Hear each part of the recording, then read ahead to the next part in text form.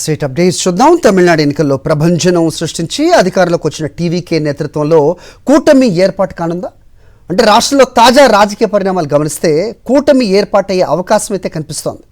సంకీర్ణ ప్రభుత్వంలో ఉన్న మిత్రపక్ష పార్టీల నేతలతో టీవీకే అధ్యక్షుడు సీఎం విజయ్ రేపు కీలక సమావేశం నిర్వహించనున్నారు. ఈ నేపథ్యంలోనే వివిధ పార్టీల నేతలను మంత్రులు ఆనంద్, ఆదవ్ స్వయంగా ఆహ్వానించారు.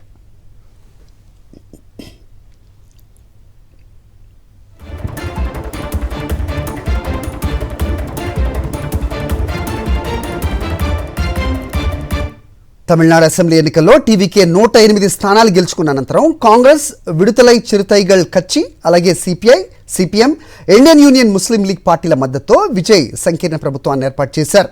ఈ ప్రభుత్వంలో వీసీకే, కాంగ్రెస్, ఇండియన్ యూనియన్ ముస్లిం లీగ్లకు చెందిన ఎమ్మెల్యేలు సైతం మంత్రులుగా ఉన్నారు.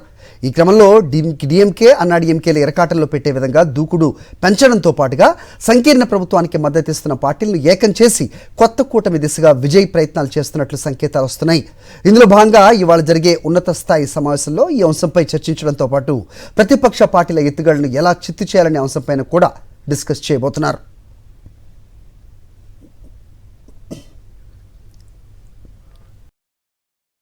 మరిన్ని అప్డేట్స్ కోసం ఛానల్ ను సబ్స్క్రైబ్ చేయండి. నోటిఫికేషన్స్ కోసం బెల్ ఐకాన్ పై క్లిక్ చేయండి.